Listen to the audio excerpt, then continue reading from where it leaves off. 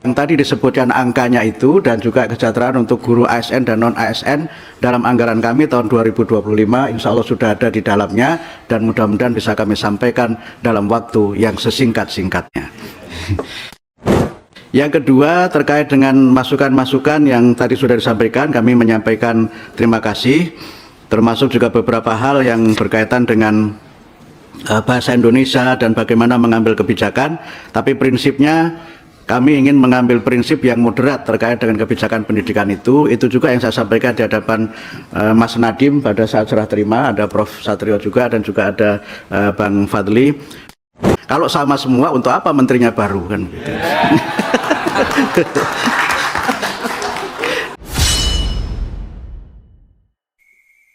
Halo, Assalamualaikum warahmatullahi wabarakatuh. Terima kasih sudah kembali singgah di channel Kedua Reaction. Pada kali ini kita akan membahas tentang pernyataan dari Menteri Pendidikan yang baru, Pak Abdul Mukti, tentang pernyataannya untuk menaikkan gaji guru dan untuk memperhatikan kesejahteraan guru ke depan pada saat rapat perdana dengan anggota DPR RI. Dalam pernyataannya, Menteri Pendidikan Dasar dan Menengah menjelaskan bahwa dalam programnya ke depan ada beberapa poin penting yang akan menjadi perhatian, termasuk dari masukan masyarakat, terutama yang berkaitan dengan gaji guru, kesejahteraan guru, P3K, kemungkinan adanya perubahan kurikulum dan dikembalikannya ujian nasional, itu semua akan menjadi pembahasan ke depan. Namun yang menjadi kepastian yang sudah dianggarkan adalah gaji guru dan kesejahteraan guru. Itu yang dinyatakan oleh Menteri Abdul Mukti, bahwa gaji guru dan kesejahteraan guru itu sudah dianggarkan untuk tahun 2025, sementara yang lain akan masih dibicarakan lebih lanjut bagaimana hal yang terbaik akan menjadi keputusan dalam Kementerian Pendidikan Dasar dan Menengah. Nah, berapakah besaran gaji guru yang akan dinaikkan ke depan dan apa-apa saja syaratnya? Apakah hanya PNS atau semua guru akan mendapatkan termasuk P3K dan non-ASN? Mari kita dengarkan penjelasan dari Menteri Pendidikan Dasar dan Menengah, Pak Abdul Mukti. Berikut penjelasannya. Baik, saya ada pantun.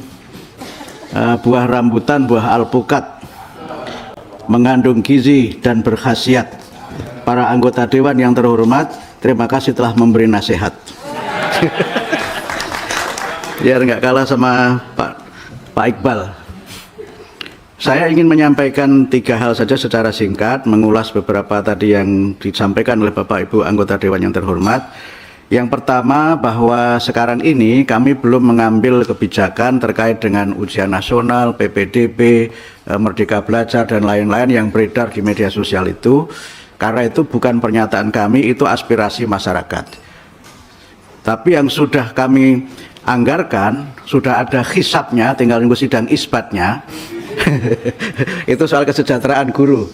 Tapi jumlahnya nanti ditunggu saja karena sidang isbatnya belum dilaksanakan. Insya Allah kalau didukung oleh kawan-kawan bapak-bapak ibu-ibu anggota dewan yang terhormat, yang tadi disebutkan angkanya itu dan juga kesejahteraan untuk guru ASN dan non-ASN dalam anggaran kami tahun 2025 insya Allah sudah ada di dalamnya dan mudah-mudahan bisa kami sampaikan dalam waktu yang sesingkat-singkatnya. Yang kedua, terkait dengan masukan-masukan yang tadi sudah disampaikan, kami menyampaikan terima kasih, termasuk juga beberapa hal yang berkaitan dengan bahasa Indonesia dan bagaimana mengambil kebijakan, tapi prinsipnya kami ingin mengambil prinsip yang moderat terkait dengan kebijakan pendidikan itu juga yang saya sampaikan di hadapan Mas Nadiem pada saat serah terima, ada Prof. Satrio juga dan juga ada Bang Fadli. Saya pakai kaidah yang juga sangat populer, al-muhafadzah alal qadimis sholih wal akhdhu bil jadidil aslah. Saya kira yang NU tidak perlu saya jelaskan, yang Muhammadiyah saja paham, apalagi yang NU, kira-kira begitu. Jadi yang baik-baik akan terus kita terus pertahankan, tapi yang belum tentu harus kita sempurnakan. Kalau sama semua, untuk apa menterinya baru kan? Gitu.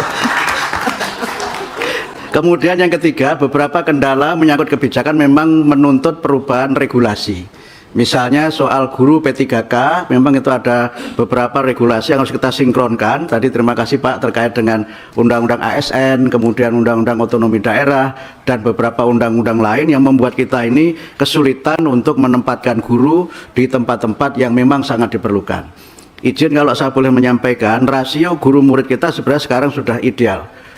Sudah ideal. Problem kita adalah distribusi guru, dan itu menjadi salah satu kesulitan tersendiri karena memang kami masih ada perdebatan mengenai rujukan undang-undangnya antara mengikuti undang-undang ASN atau undang-undang guru dosen atau undang-undang sistem pendidikan nasional.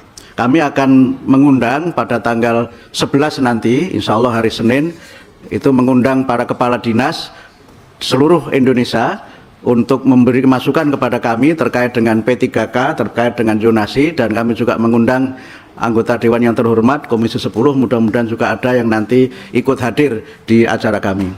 Cuma mohon maaf, acaranya di Jakarta, jadi berlaku untuk dapil yang dari Jakarta.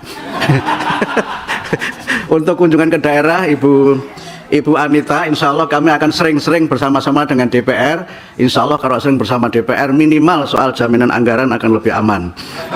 Kami sudah bersama dengan Ibu Hetifah waktu meluncurkan Bulan Guru Nasional, dan mudah-mudahan insya Allah Bu, Ibu dari NTT, kami sekarang sudah memantau pendidikan yang ada di daerah yang sekarang terdampak oleh letusan gunung Lewatobi. Insya Allah nanti kami akan ke sana Bu, melihat langsung sekolah-sekolah yang terdampak oleh musibah gunung Lewatobi laki-laki ini. Mungkin ada perempuannya ya, saya nggak tahu. Insya Allah nanti pada waktunya kami akan ke sana, dan kalau Ibu berkenan nanti kita akan bersama-sama ke dapil Ibu. Tentu dengan kunjungan bersama ini nanti kita bisa memetakan dan merencanakan apa yang bisa kita lakukan untuk memberikan bantuan bagi masyarakat. Semangat kami Pak, Bapak-bapak, Ibu-ibu sekalian terkait dengan paradigma di Kementerian Pendidikan Dasar Menengah, kami punya semangat yang kami sebut dengan menjadikan Kementerian Pendidikan Dasar dan Menengah itu sebagai rumah pendidikan dan layanan publik yang ramah. Kalau boleh tadi juga ada singkatan, ramah itu adalah akronim dari responsif, kemudian akuntabel, melayani, adaptif, dan harmonis. Kami ingin hubungan kami dengan DPR terbangun dengan harmonis, dan juga kami ingin agar semangat kita bersama untuk memajukan dan menjadikan Indonesia sebagai negara yang maju, negara yang cerdas dapat kita wujudkan bersama-sama dengan sinergi antara Kementerian Pendidikan Dasar dan Menengah dengan Bapak Ibu sekalian Komisi 10 DPR RI. Kami kira demikian tanggapan saya secara umum. Mudah-mudahan ya. Izin pimpinan. Ya, silakan. Masih belum berselang Pak Menteri.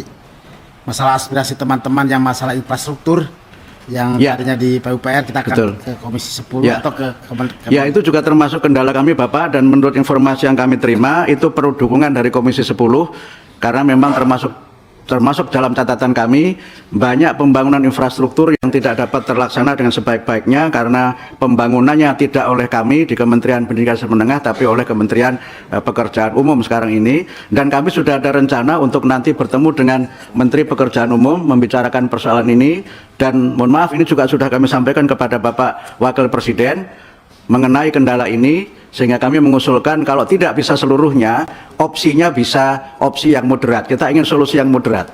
Misalnya dalam nominal tertentu itu oleh Menteri Pekerjaan Umum, tapi dalam nominal yang tertentu juga boleh oleh kita, sehingga dikerjakan bersama-sama paralel sehingga pencapaiannya lebih cepat. Itu usulan kami, dan dukungan kami untuk program ini dari Komisi 10 sangat kami harapkan.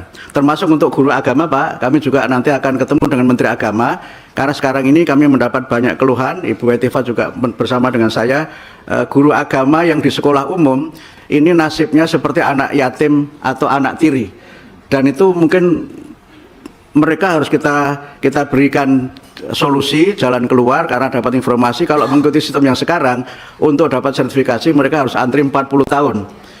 Dan itu berarti sudah pensiun masih belum dapat sertifikasi gitu. Nah, ini yang memang harus kita cari jalan keluarnya, dan banyak hal yang nanti kita harus koordinasi dengan kementerian-kementerian terkait. Tapi ini kan juga baru pertemuan yang pertama, mudah-mudahan tidak pertemuan yang terakhir. Dan kemudian yang terakhir soal tadi Bu mengenai bagaimana kita memenuhi pendidikan untuk semua, paradigma kami bukan paradigma sekolah, tapi paradigma belajar.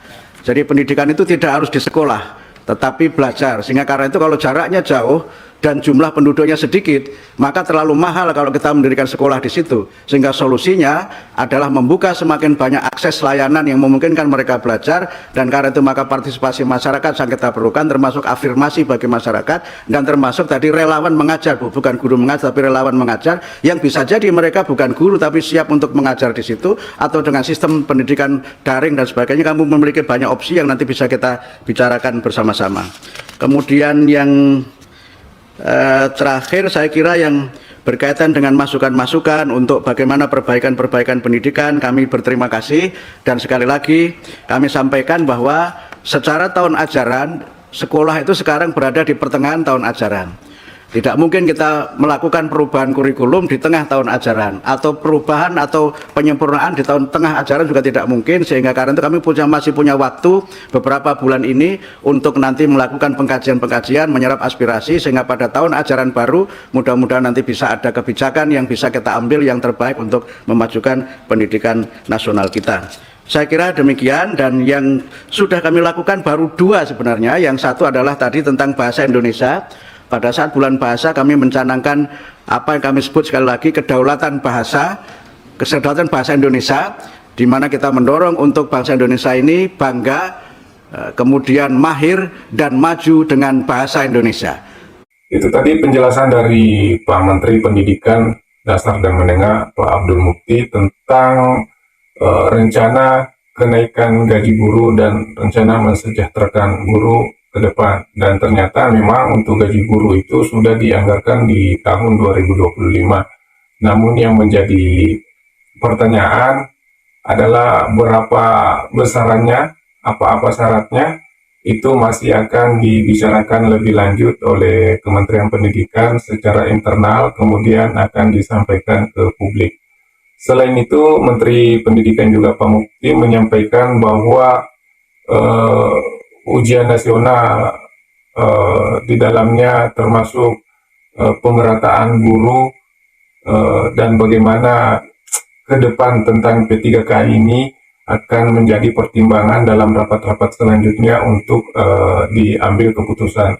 Karena Pak Menteri ketika ditanya apakah akan sama program yang dijalankan oleh Nadiem Makarim dengan yang akan dijalankan oleh Pak Abdul Mukti, itu dijawab dengan santai dan elegan bahwa ketika programnya sama, maka buat apa ada pergantian menteri, kira-kira begitu. Nah, apakah kalian sepakat jika gaji guru dinaikkan? Jika kalian sepakat, silakan tulis di kolom komentar. Jika kalian tidak sepakat juga silakan tuliskan. Dan jika kalian punya saran dan kritik tentang siapa-siapa saja yang berhak untuk menerima kenaikan gaji, apakah semua guru, atau hanya PNS, atau P3K dan non-ASN dan guru swasta juga berhak untuk mendapatkannya, silahkan tuliskan di kolom komentar. Oke, sekian video ini. Terima kasih sudah menonton dan sampai jumpa di video-video selanjutnya.